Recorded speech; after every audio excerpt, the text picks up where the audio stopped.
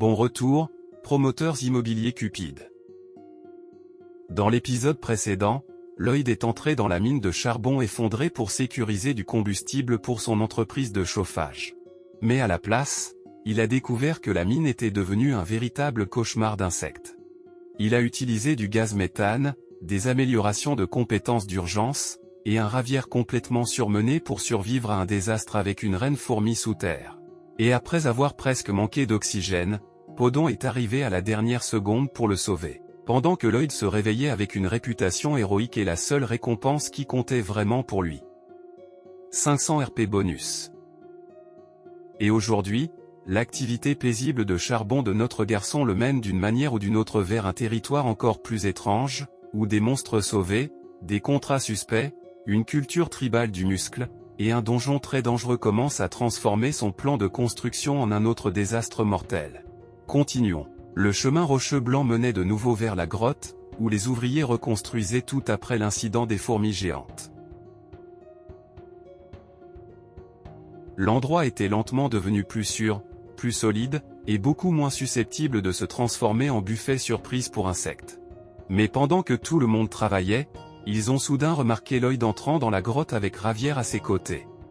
Les ouvriers se sont immédiatement inclinés et les ont salués avec un profond respect. Ils ont appelé le jeune maître, l'ont salué correctement, et lui ont même dit qu'il avait encore bien travaillé aujourd'hui. Lloyd est passé près d'eux avec un visage surpris mais étrangement heureux, clairement sans s'attendre du tout à ce genre de traitement. Il leur a répondu maladroitement, réussissant à peine à donner une salutation confuse, parce qu'être félicité par des ouvriers honnêtes n'était toujours pas quelque chose que sa personnalité savait gérer.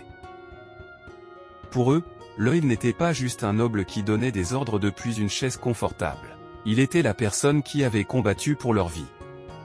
Il était différent des autres nobles. À leurs yeux, il était un véritable exemple de noblesse oblige. Lloyd, pendant ce temps, se sentait sous pression. Ce qui était compréhensible.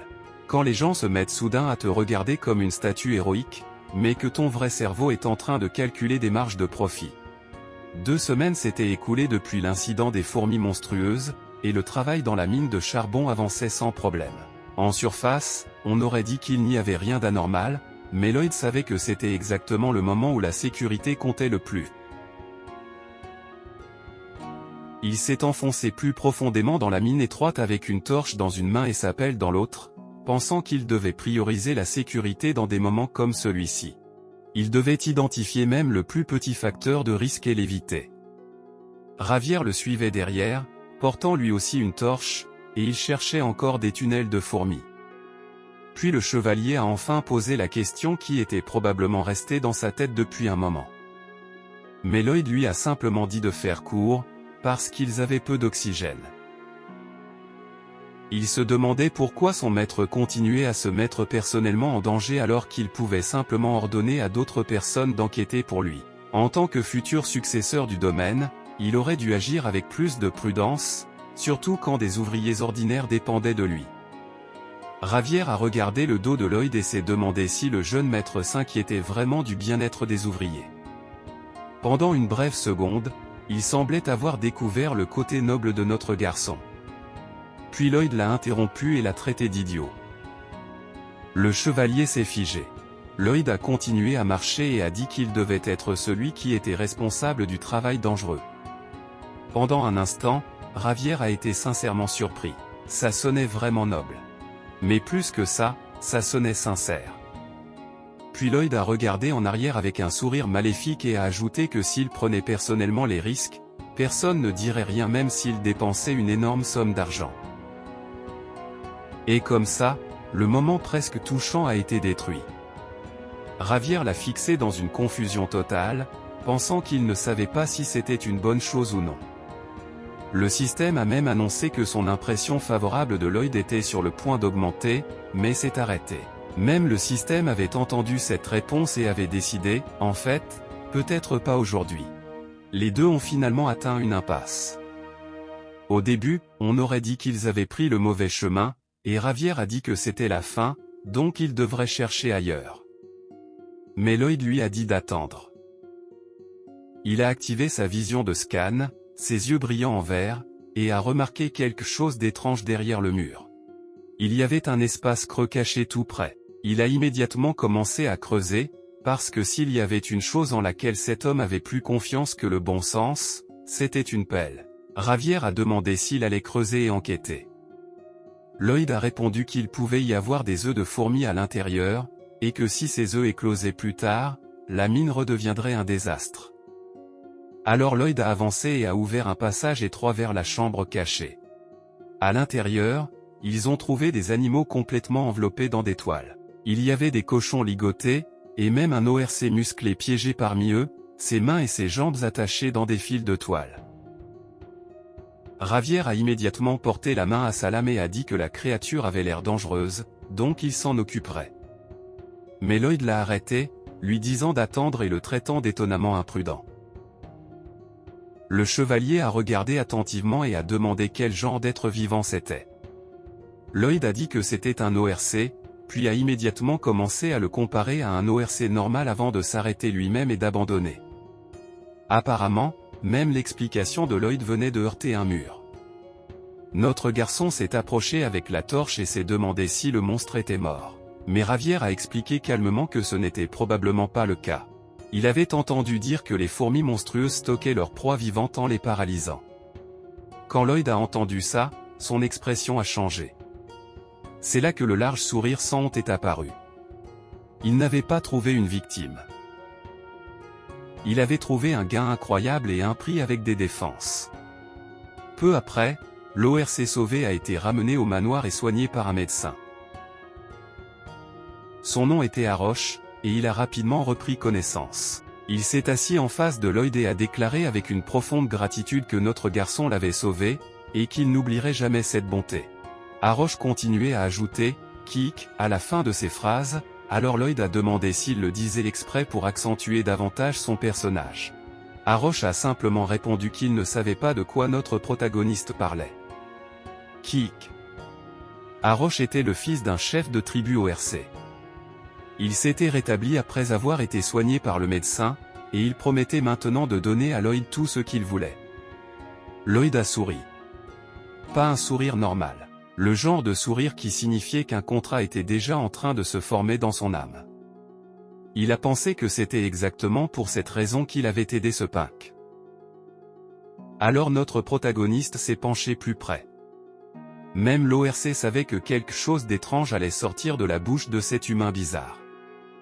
Et il avait raison. Notre ingénieur fou a demandé à Arosh de rassembler 120 orques pour les aider à travailler dans la mine. Arosh a immédiatement refusé. Le visage de Lloyd est tombé si fort qu'il a presque eu besoin d'un soutien de construction lui aussi. Il s'est vite repris et a demandé pourquoi. Arosh a expliqué que Lloyd avait claqué la langue et avait l'air d'une mauvaise personne. Mais notre garçon avait des excuses prêtes pour des jours. Il a dit que c'était juste une habitude, comme son « kick ». Je ne vais pas mentir, celle-là était assez rapide. Il a inventé ça sur le moment. Je ne peux même pas le détester. Puis Arosh a expliqué la raison principale. Les orques étaient des guerriers, et les guerriers ne suivaient que les ordres du chef guerrier. Comme Lloyd n'était pas un guerrier, il ne pouvait pas les commander même si Arosh lui prêtait des ouvriers. Cela créait un problème. Lloyd n'avait pas besoin d'une discussion philosophique sur la culture guerrière. Il avait besoin de muscles avec un potentiel d'emploi. Puis il s'est souvenu de quelque chose d'important. Les orques sauvages avaient un rituel de passage à l'âge adulte où ils devaient ramener la tête d'une fourmi monstrueuse lorsqu'ils devenaient adultes. Arosh était apparemment entré dans le tunnel des fourmis et avait été paralysé, ce qui n'était pas exactement la version héroïque que sa tribu aurait voulu. Lloyd a pressé ses lèvres l'une contre l'autre. Puis il a commencé à se lécher les lèvres, et son esprit a commencé à travailler dans une direction très dangereuse. Il a soudain souri, a applaudi, et a félicité Arosh pour être devenu adulte.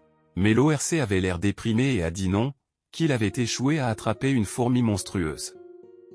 Il avait été paralysé, donc il avait échoué. Pendant ce temps, Lloyd a demandé de quoi il parlait.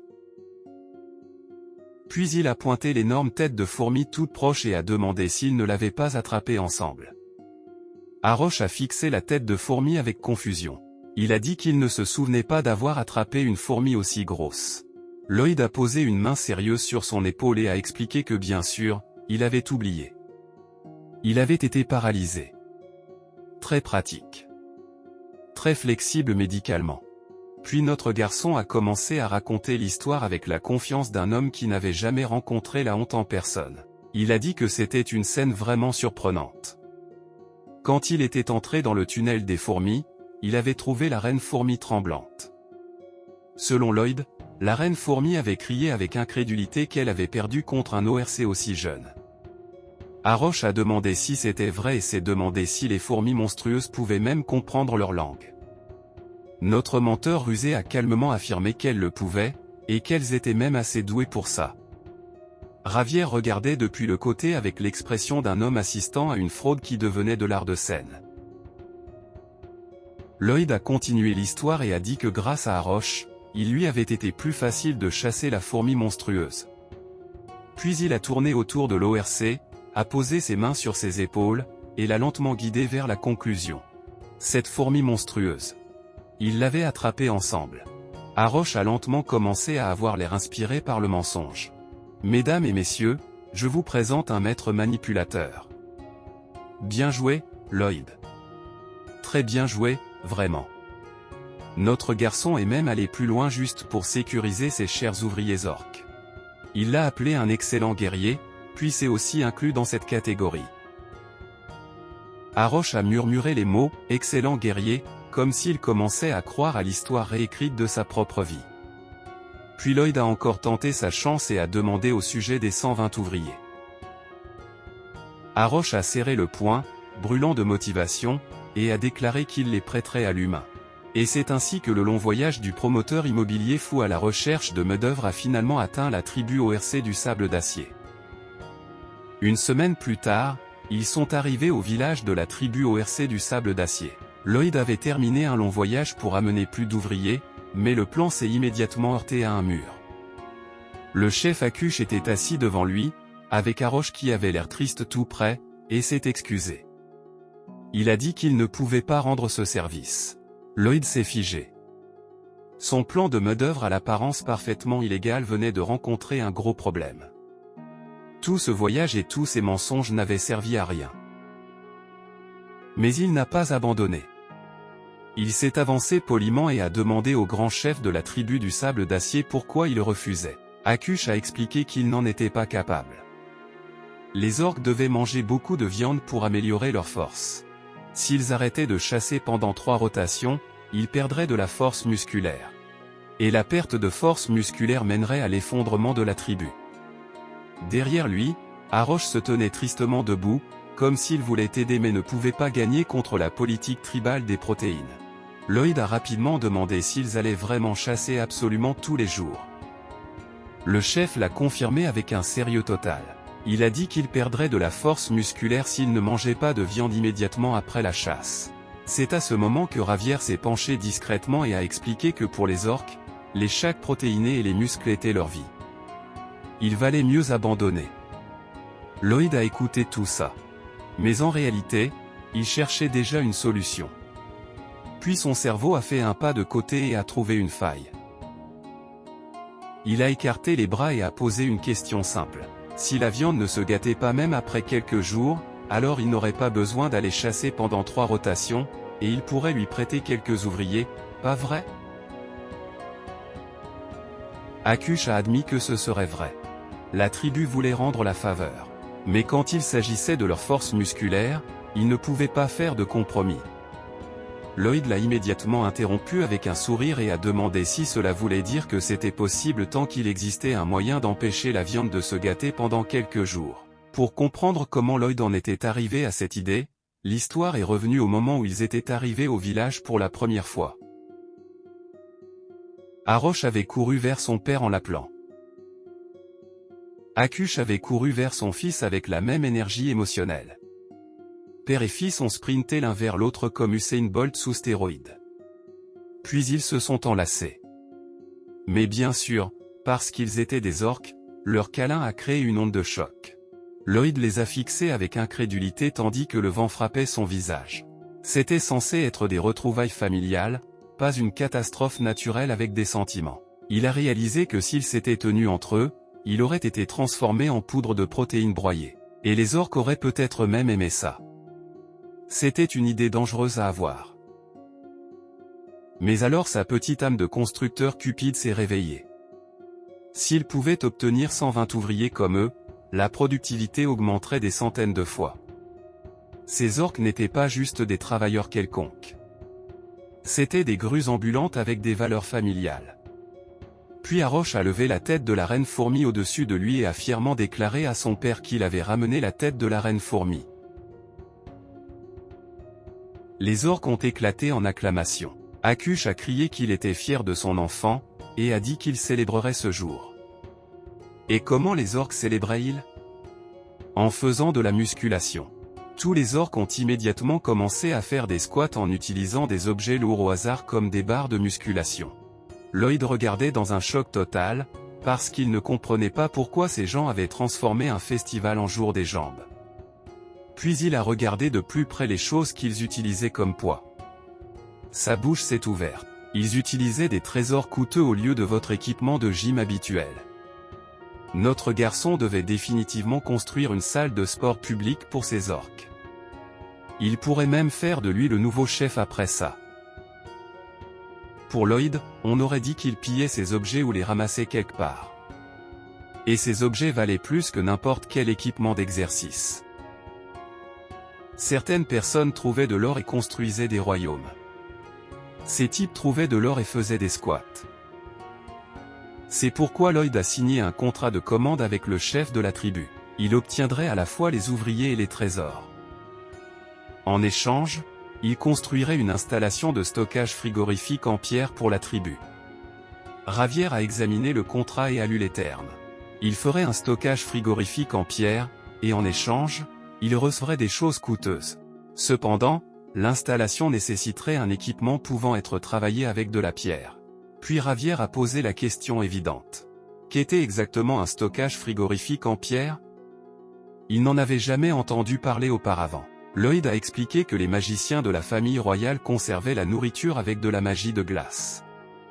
Une installation de stockage frigorifique était comme un bâtiment où les gens pouvaient faire la même chose sans magie. Notre garçon était essentiellement en train d'inventer un réfrigérateur à un niveau basique et d'agir comme si tous les autres étaient lents de ne pas le savoir. Ravière l'a regardé avec suspicion et a demandé où il avait appris ça. Notre protagoniste a dit qu'il l'avait entendu d'un cercle. Alors le chevalier a demandé ce qu'était un cercle. Lloyd a dit qu'il avait trop la flemme d'expliquer, puis a demandé pourquoi son garde savait si peu de choses. Cet homme avait apporté l'ingénierie moderne dans un autre monde et reprochait quand même au chevalier médiéval de ne pas comprendre la réfrigération. Très juste. Extrêmement raisonnable. Puis notre garçon a changé de sujet et a pointé la montagne. Il a expliqué qu'ils avaient besoin d'un type particulier de pierre pour faire le stockage frigorifique. Du granit. C'était très solide. Ravière a regardé l'énorme rocher et a dit qu'il ne pensait pas que ce serait un matériau facile à récupérer. Lloyd a admis qu'il avait raison. Le granit était assez dur. Ils n'avaient pas de dynamite dans ce monde. Mais ils avaient un substitut à la dynamite. Puis Lloyd s'est tourné vers Ravière. Le chevalier a immédiatement senti les ennuis. C'était le regard que notre ingénieur fou utilisait chaque fois que Ravière était sur le point de redevenir un équipement de construction. Et immédiatement, Lloyd a pensé qu'il y avait de la dynamite humaine juste à côté de lui. Ravière, pendant ce temps, savait que son maître allait encore l'utiliser rien qu'à son regard. Et il avait absolument raison. Lloyd s'est souvenu d'un des épisodes principaux du roman Le Chevalier de sang et de fer. La ville de Namaram avait été piégée à l'intérieur d'une barrière magique. À l'intérieur de la ville, il y avait des milliers de réfugiés que Ravière devait sauver. À ce moment-là, Ravière avait déjà atteint le niveau de maître d'épée et avait le 4e cercle de mana inscrit sur son cœur de mana. Mais même alors, il ne pouvait que regarder le mana des réfugiés se faire aspirer. Il avait serré les dents, désespéré de les sauver, même au prix de sa vie. C'est là qu'il a créé un mouvement létal sans même le savoir. Il a protégé le cœur de mana principal avec un cercle, puis a utilisé les 3 cercles restants pour créer une collision violente. Le résultat fut explosion. Par la suite, cette explosion est devenue une technique qui représentait le chevalier de fer et de sang, avec la technique mentale Asraan. Alors Lloyd a décidé de l'introduire plus tôt. Il a souri avec un visage innocent mais faux qui ne trompait absolument personne et a demandé s'il pouvait simplement utiliser la même technique. Javier est immédiatement devenu méfiant et lui a demandé d'être honnête. Comment Lloyd connaissait-il cette théorie? Notre garçon a affirmé qu'il venait vraiment d'y penser pour la première fois. Puis il a dit au chevalier de le regarder dans les yeux et de se demander s'il avait l'air de mentir. Javier l'a fixé et a dit oui. Ses yeux étaient très agaçants et remplis de mensonges. Une belle amitié, vraiment. Construite sur la méfiance, le travail non payé, et le développement forcé de compétences. Lloyd a fait semblant d'être offensé et a demandé si son garde ne le croyait pas. Puis il a écarté les bras et lui a dit d'essayer simplement. Il a même dit qu'il espérait que son art de l'épée évoluerait. Javier a dit qu'il savait que Lloyd essayait de faire ce qui lui plaisait. Notre protagoniste a répondu en leur souhaitant du bonheur à tous les deux. Malgré tout, Javier a avancé vers la montagne et a admis que si la technique était possible, ce serait aussi une bonne chose pour lui. Lloyd a souri derrière lui, parce qu'il savait qu'il s'en était encore sorti avec son mensonge. Alors le chevalier s'est tenu devant le granit et s'est concentré. Il a protégé son cœur de mana avec un cercle et a déplacé les 3 autres cercles. Puis il a enfoncé son épée dans la roche et a libéré l'énergie. Un éclat jaune brillant a explosé depuis la pierre. La puissance a jailli violemment, projetant du vent dans toute la zone et repoussant Lloyd. Il a plissé les yeux de surprise. Javier avait réussi du premier coup. Puis la fumée s'est rapidement élevée partout. Javier est apparu depuis l'intérieur du nuage avec ses vêtements déchirés et une expression complètement morte. La première tentative avait réussi, mais elle avait aussi habillé Javier comme s'il avait survécu à un accident de construction très personnel. Le chevalier a demandé avec colère si Lloyd savait que cela arriverait. L'ingénieur fou l'a immédiatement nié et s'est excusé avec le genre de visage qui rendait l'excuse moins convaincante. Mais Javier a admis que l'idée de notre garçon avait fonctionné. Puis il a dit que c'était au tour de notre protagoniste. Le système a rapidement annoncé que le chevalier aux cheveux blancs était reconnaissant envers Lloyd de lui avoir enseigné cela. Son impression favorable a augmenté de +3. Mais l'impression favorable totale était toujours de -11. Notre protagoniste a aussi acquis 54 RP en améliorant sa relation avec les personnages. Son total de RP est devenu 561. Javier s'est détourné et a dit qu'en tant que chevalier, son art de l'épée était censé protéger le seigneur. À la place, maintenant il l'utilisait pour des travaux de construction. Lloyd a souri sournoisement et lui a dit qu'il n'y avait pas besoin de le remercier. Le chevalier a répondu froidement qu'il n'était pas du tout reconnaissant. Après ça, la construction a avancé rapidement. Le granit que Javier avait fendu et taillé était transporté par le géant Podon. Les orques se sont immédiatement impliqués eux aussi. Un ouvrier humain luttait avec une pierre lourde, mais un ORC est intervenu et lui a dit qu'il se ferait mal au dos s'il la tenait comme ça. Puis l'ORC lui a dit de s'écarter pour qu'il puisse faire une démonstration. Les autres ouvriers regardaient fixement tandis que les orques transportaient d'énormes pierres comme s'ils faisaient un entraînement normal. Lloyd ne leur avait même pas demandé de le faire. Les orques, qui étaient en gros des maniaques de la salle de sport, avaient simplement décidé de travailler tout seuls. Pour eux, la construction n'était qu'un entraînement avec un meilleur décor. Un ORC portait joyeusement un énorme bloc et criait comme s'il baissait un poids de musculation. Lloyd regardait avec satisfaction en étant assis tout près, s'éventant comme un homme qui avait réussi à externaliser la douleur physique. À ce rythme, la construction serait terminée 5 fois plus vite.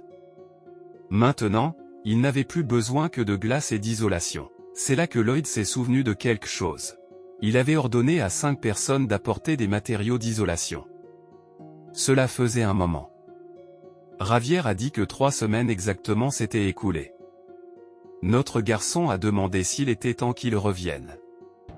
Le chevalier a dit qu'il y avait 2 possibilités. soit les soldats étaient paresseux. Mais avant même qu'il puisse dire la deuxième option, Lloyd l'a interrompu. Ou ils avaient eu un accident. Il a immédiatement compris que la deuxième option était plus probable. Alors il s'est levé et a dit qu'il devrait aller vérifier. Javier l'a vite arrêté. Si c'était une mission, il la ferait seul. Il ne savait pas quel genre d'accident c'était, donc c'était trop dangereux pour son maître de l'accompagner.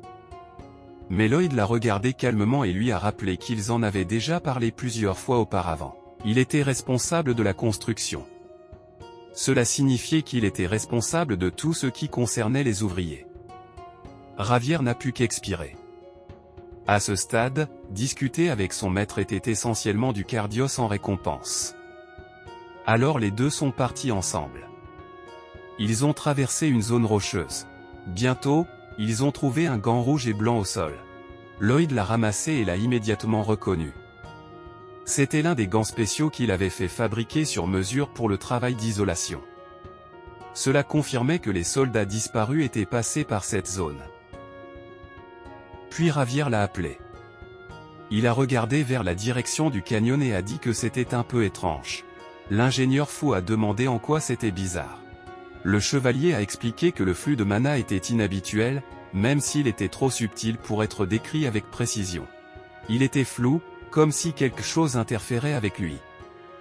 Lloyd a immédiatement compris la situation. Alors il a commencé à réfléchir et à essayer de se rappeler quelque chose de semblable arrivant dans le chevalier de sang et de fer. Puis son expression a soudain changé. Il s'est figé d'horreur. Il s'est immédiatement mis en mouvement et a appelé Javier, disant qu'il devait y aller parce qu'il n'avait pas de temps. Javier a demandé s'il avait découvert quelque chose. Le visage de Lloyd était couvert de sueur et de colère lorsqu'il a répondu que leur soldat était peut-être déjà mort. Cela a pris Javier au dépourvu. Il ne s'attendait clairement pas à quelque chose d'aussi sérieux. Plus tard, tous les deux se tenaient à l'entrée d'une grotte. Lloyd a pensé, c'était ça. Le donjon de Ruffland. Cet endroit avait été ciblé par Javier au tout début du roman. C'était le repère d'un mage noir appelé Ruffland. Le visage de Lloyd brûlait de colère. Il a serré les dents et s'est demandé comment Ruffland osait poser les mains sur leurs soldats. Pour lui, ce n'était pas seulement un enlèvement. C'était une violation des droits de propriété privée. Et dans son esprit, c'était littéralement un péché. Javier a avancé avec son épée prête et a dit à son maître de le suivre. Mais Lloyd a immédiatement réagi sous le choc et lui a dit d'attendre. À cet instant, le chevalier a posé le pied sur un cercle magique rose. Un piège. Lloyd l'a rapidement tiré en arrière par ses vêtements. Une explosion a éclaté exactement là où Javier avait posé le pied. Le chevalier s'est figé, légèrement secoué, et a compris que c'était un piège magique. Lloyd s'est moqué de lui et lui a demandé s'il était sûr d'être un chevalier. Parce qu'un chevalier aurait dû penser qu'il pouvait y avoir des choses comme ça. L'homme était sur le point d'exploser en morceaux, et ce type continuait à plaisanter. Vraiment un homme fidèle à ses habitudes. Respect. En même temps, il s'est souvenu du roman original. Dans cette version, Javier avait été pris dans ce premier piège et était entré dans le donjon avec le corps blessé. Mais cette version du chevalier ne se faisait jamais prendre deux fois dans le même piège. Alors Lloyd l'a regardé sérieusement et lui a rappelé qu'il avait dit que le flux de mana autour d'ici était étrange. Puis il lui a dit d'utiliser aussi cette technique ici. Le mana avait naturellement une concentration constante dans l'atmosphère. Si Javier pouvait sentir les concentrations anormales de mana, alors il pouvait localiser les endroits où les pièges magiques avaient été placés. Le chevalier aux cheveux blancs a fermé les yeux et s'est concentré sur le mana environnant. La méthode a fonctionné.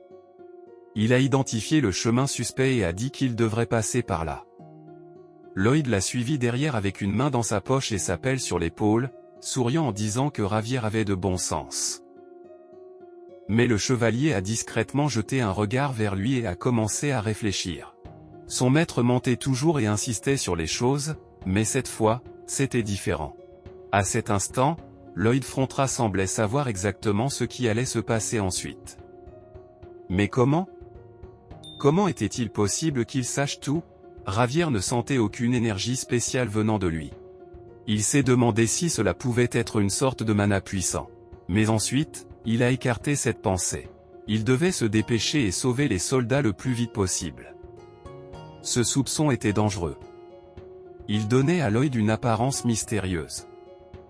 En réalité, il essayait surtout de survivre au spoiler d'un roman qu'il avait lu. Plus profondément dans la grotte, Ruffland a senti que l'un de ses pièges avait été activé. Il s'est demandé s'il y avait un intrus, et s'ils étaient venus sauver les personnes qu'il avait récemment enlevées. Il a fermé son livre et en a été certain. Puis il a marché vers une grande porte métallique, pensant que les préparatifs de son expérience étaient presque terminés.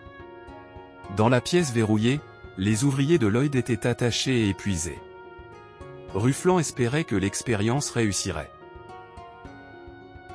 Il a traîné un jeune homme par les cheveux pendant que l'ouvrier implorait pitié. Puis il l'a jeté sur un cercle magique. Ruffland tenait une faux dorée et rouge dans sa main et regardait l'homme de haut. Il a décrit le rituel, un cercle magique connecté à l'enfer, la faux d'un faucheur sinistre imbibé de sang pendant 100 jours, et un jeune homme. Pour lui, tout était parfait. Alors il a levé la faux. Le jeune homme a pleuré et s'est préparé à mourir. Mais juste à ce moment-là, une voix a traversé la grotte. Lloyd lui a crié d'arrêter et de ne pas toucher à l'ouvrier. Ruffland s'est retourné avec rage et les a traités de sales gamins fous. Il ne comprenait pas comment ils avaient franchi des centaines de pièges. Puis une grande porte métallique est soudain tombée d'en haut, séparant Ruffland de Lloyd et Ravière. Mais aucun des deux n'a paniqué. Le visage de Lloyd était particulièrement inexpressif, comme s'il avait déjà vu tout cela auparavant. Il a simplement pris une grande inspiration et l'a retenue. Il savait déjà grâce au livre ce que ce mage noir préparait. De l'autre côté, Ruffland a souri méchamment et a pensé qu'il les endormirait avec de la magie. Puis il s'occuperait d'eux ensuite. Malheureusement pour lui, les yeux de Lloyd ont commencé à briller en vert. Il a activé énergisant. Le système a confirmé que notre garçon ne serait pas fatigué pendant les 10 prochaines minutes. Il a immédiatement commencé à creuser dans le sol et a pensé qu'il n'avait même pas besoin de 10 minutes.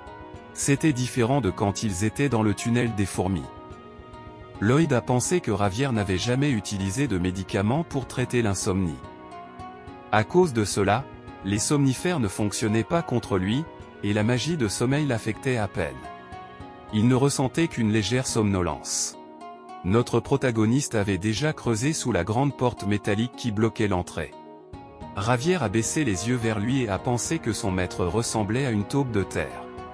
Il a aussi pensé que s'il en avait l'occasion la prochaine fois, il se moquerait absolument de ça.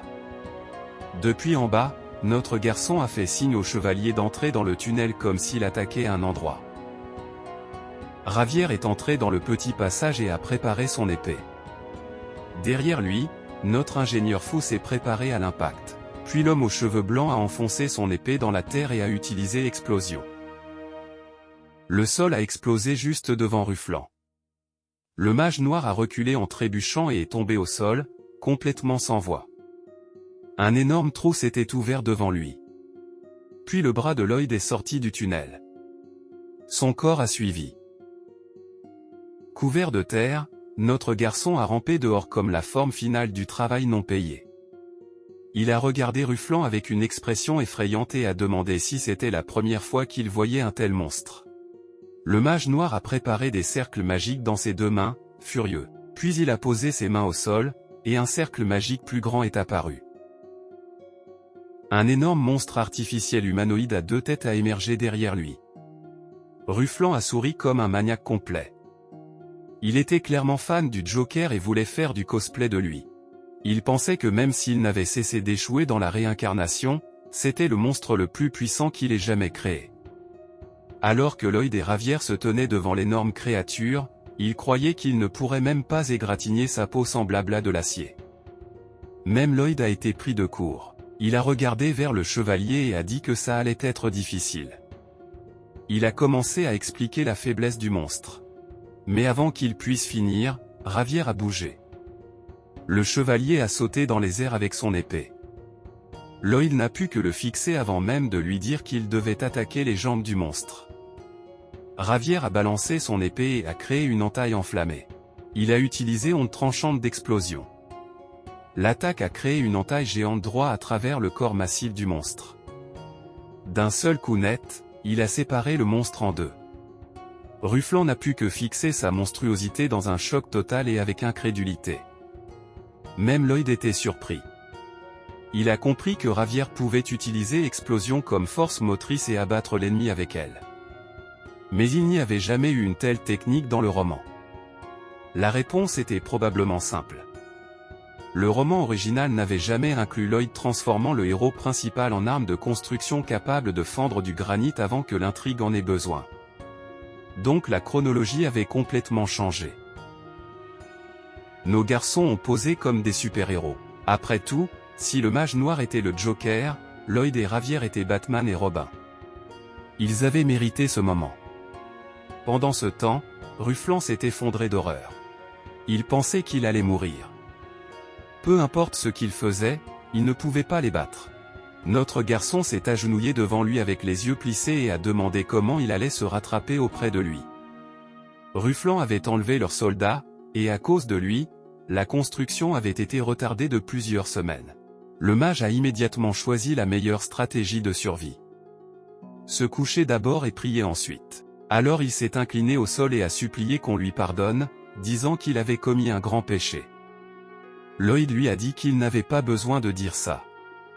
Il voulait savoir ce que l'homme allait faire pour la compensation. Ruffland avait l'air horrifié. Il a vite dit qu'il y avait beaucoup d'objets magiques précieux là-bas, et qu'il les leur donnerait tous. L'humeur de Lloyd s'est immédiatement améliorée. Après tout, sa cupidité était sa faiblesse la plus évidente. Il a demandé si cela voulait dire que ces objets étaient à lui. Le mage effrayé a accepté et lui a dit de tous les prendre. Ravier a ensuite porté l'un des soldats blessés et a signalé que les soldats étaient épuisés. Mais leur état ne semblait pas mettre leur vie en danger. Notre personnage principal Cupid a dit que c'était bien. Puis il a de nouveau baissé les yeux vers Ruffland. Son regard est redevenu froid. Ces soldats seraient morts dans quelques jours, alors il a demandé ce que l'homme avait prévu de faire d'eux. Le mage noir a d'abord hésité. Puis il a admis qu'il faisait des recherches sur la manière de ramener les morts à la vie. Lloyd l'a regardé avec suspicion et a demandé si c'était même possible. Puis il a demandé ce que Ruffland avait prévu d'en faire. Le mage a encore hésité. Puis il a dit qu'il voulait ramener sa femme et son enfant mort. Pendant un instant, Lloyd est resté silencieux et l'a regardé avec pitié. Ruffland a expliqué qu'il avait autrefois travaillé comme magicien dans le manoir d'un seigneur. Il avait vécu une vie ordinaire avec sa famille. Il avait été heureux. Mais ensuite, le seigneur qu'il servait avait soudain essayé de lui prendre sa femme. Alors Ruffland a essayé de s'enfuir avec sa famille. Le seigneur les a poursuivis. À ce moment-là, Lloyd lui a dit d'arrêter. Il a dit que Ruffland était devenu un sacré conteur. Peut-être qu'on devrait engager ce type pour écrire des scripts? Ce type avait inventé une histoire en quelques secondes. Malheureusement, notre garçon n'a pas laissé cette histoire triste prendre le contrôle de la pièce. À la place, il l'a regardé sérieusement et a demandé ce qui se passerait s'il sauvait sa femme et son enfant. Dirait-il, « Merci d'avoir tué des centaines de personnes innocentes et de nous avoir sauvés » Est-ce que ce serait ainsi qu'il l'apprécierait? Ruffland s'est figé. Lloyd a continué froidement. Les ghouls que Ruffland avait créés, les vies qu'il avait sacrifiées, leur famille, leur bonheur, rien de tout cela ne comptait pour lui? Il a dit qu'il ne trouvait pas l'histoire de Ruffland assez pitoyable. Peu importe ce qu'il disait, sa vraie nature n'allait pas changer. Quelqu'un comme lui, qui avait complètement détruit des familles heureuses, ne pouvait qu'être qualifié de tueur. Sous ces paroles dures, Ruffland a commencé à pleurer en regardant le sol. Mais l'expression de Lloyd n'a pas changé d'un pouce. Pour une fois, ces paroles ne portaient aucune blague. Aucun sourire cupide. Aucune excuse joueuse. Juste une dure vérité. Puis il s'est levé et a dit qu'il reviendrait plus tard avec plus de personnes pour emporter les outils magiques. Il s'est retourné et a dit que si Ruffland essayait encore de blesser quelqu'un, il ne lui pardonnerait pas. Le mage maléfique était choqué et fixait le dos de Lloyd avec la bouche ouverte. Puis il s'est incliné, le visage contre le sol, et l'a remercié encore et encore. Lloyd lui avait tourné le dos comme s'il partait. Mais il savait déjà comment cette histoire se déroulait. Dans le roman original, Ravière avait pardonné à Ruffland et avait quitté le donjon. Et après cela, Ruffland avait tué des centaines de personnes de plus et s'était renforcé. Il était devenu un méchant malade et agaçant qui combattait Ravière encore et encore. Lloyd savait tout cela. Et même s'il le savait, il lui tournait le dos maintenant parce qu'il savait aussi ce qui allait se passer ensuite. Comme ça, Ruffland a commencé à se relever derrière lui. Son expression a changé. Son regret a disparu. Ses yeux se sont fixés sur le dos de Lloyd, et son visage ne montrait que de la colère. Il s'est rapidement levé et a préparé une autre attaque de magie noire, criant tandis qu'il se jetait sur le protagoniste par derrière. Une fois qu'il était dans les airs, en voyant leur dos tourner, il a ri comme un maniaque. Puis Lloyd a soudain tourné la tête avec de grands yeux terrifiants. Il a demandé s'il avait jamais dit qu'il lui avait pardonné.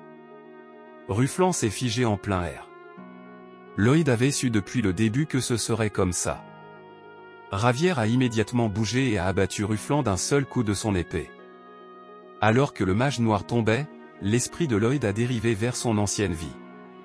Il s'est souvenu d'un superviseur de l'époque où il travaillait comme ouvrier du bâtiment en Corée. L'homme avait l'habitude de l'insulter pour rien. Il l'insultait, le traitait de pourri, et exigeait qu'il se penche à un angle parfait de 90 degrés en disant bonjour.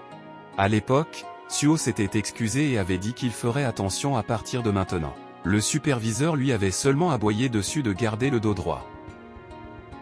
Suo avait essayé de réfléchir calmement.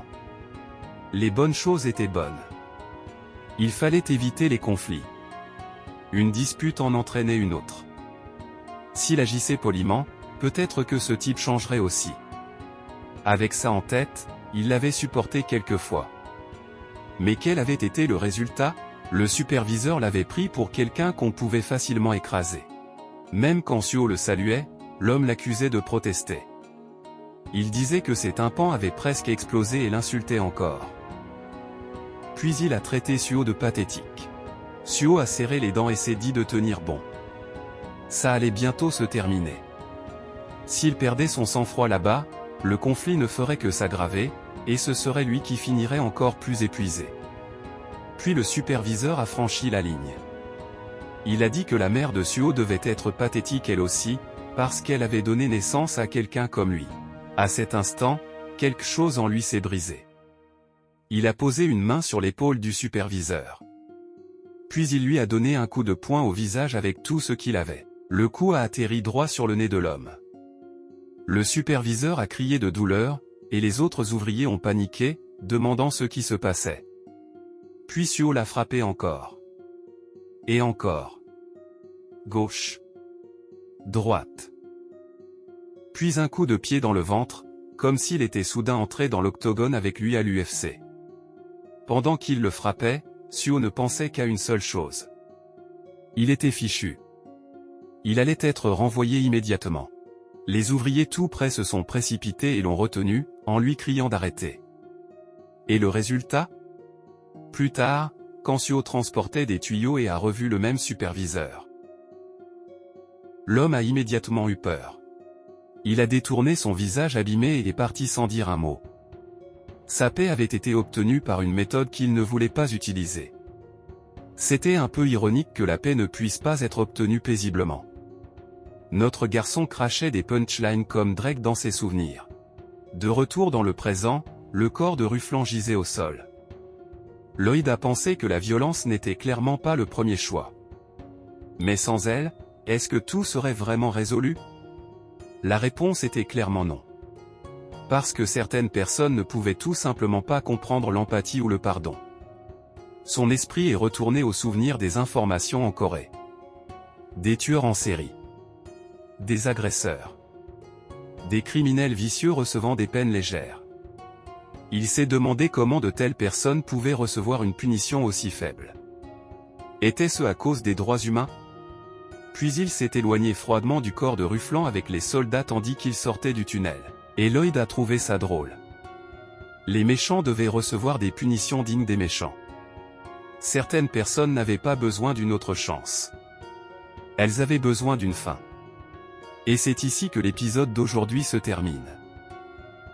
Lloyd a vérifié la sécurité de la mine de charbon, a sauvé un ORC, a arnaqué son chemin pour obtenir des ouvriers orques, a inventé le stockage frigorifique, et a d'une manière ou d'une autre transformé Ravière en dynamite humaine. Puis la recherche des soldats disparus les a menés dans le donjon de Ruffland, où Lloyd a sauvé ses ouvriers, a pris les objets magiques du méchant, et s'est assuré que le mage noir ne blesserait plus jamais personne. Mais avec la mine de charbon sécurisée, les ouvriers orques recrutés, et sa réputation en pleine ascension, son empire de construction cupide ne fait que devenir plus puissant. Et la prochaine fois, nous verrons peut-être ce que notre ingénieur fou fait maintenant qu'il a des ouvriers, des matériaux, des outils magiques, et absolument aucune honte. Si vous avez aimé l'épisode, n'oubliez pas de laisser un like, de vous abonner à la chaîne, et d'activer les notifications pour ne pas manquer la prochaine partie. Comme toujours, dites-nous ce que vous en avez pensé dans les commentaires. Voulez-vous la suite de cette série? La dernière fois, les demandes étaient un peu faibles. Alors nous allons garder un œil attentif dessus cette fois. Merci beaucoup d'avoir regardé et de soutenir Plotoria. On se retrouve tous dans le prochain épisode.